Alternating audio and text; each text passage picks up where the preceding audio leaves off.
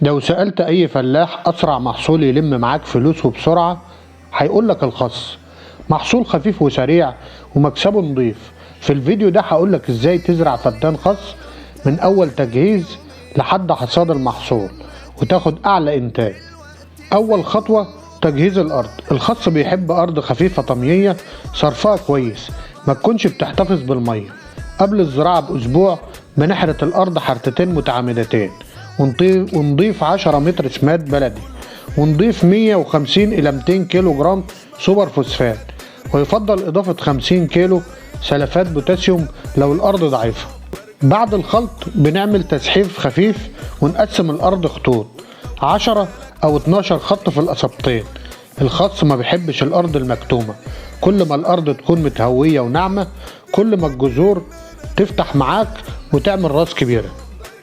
الشتلات والزراعة. الخس ممكن يتزرع من بذور مباشرة، لكن الأفضل في الزراعة ويكون 100% زراعة الشتلات. ليه؟ علشان توفر وقت وتضمن نسبة نجاح عالية وتاخد محصول موحد. بتحتاج تقريبا من 25 ل 30 ألف شتلة للفدان حسب الصنف والمسافات. المسافة المثالية بين النباتات 25 سنتي، وبين الخط والخط من 50 ل 60 سنتي.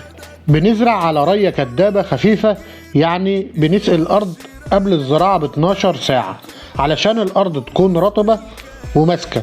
وحاول تختار الشتلات القوية تكون جذورها بيضة وورقتين كبار وورقة صغيرة في القلب بدون استطالة.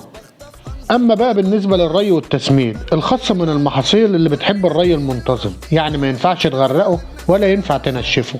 الري في أول أسبوعين بنسقي كل 3 أيام، بعد ما يمسك بنسقي كل 4 إلى 5 أيام حسب الحرارة. أهم نقطة ما تسقيش فوق الراس علشان ما يحصلش أعفان. التسميد. أول تسميد بعد 10 أيام 50 كيلو نترات نشادر، بعدها بأسبوعين 50 كيلو نترات زائد 25 كيلو سلفات بوتاسيوم. أسبوع الأخير قبل اللفة بندي 25 كيلو نترات نشادر. ولو عندك شبكة ري شغل جرعات صغيرة على أسبوعين هيديك راس أنضف وجودة أعلى.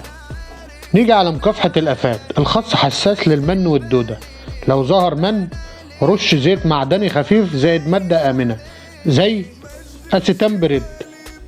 ولو في دودة بكتيريا BT أو إيماكتين توقف قبل الحصاد ب10 أيام. وراقب العفن الأبيض بيظهر لو في رطوبة عالية.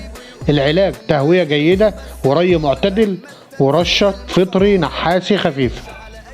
فدان الخس لما يتعمل صح تزرع شتلة قوية وتدي ري مظبوط وتسمد في الميعاد، هيطلع معاك إنتاج من 8 ل 12 طن خس للفدان، المتوسط للصنف البلدي والرومي.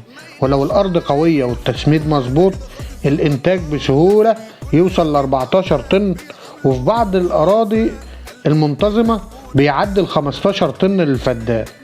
وده كان شرح زراعة فدان خس من أول تجهيز الأرض لحد التسويق. وزي ما عودناكم من قناة طرق الزراعة، شعارنا هنحصد علشان زارعين.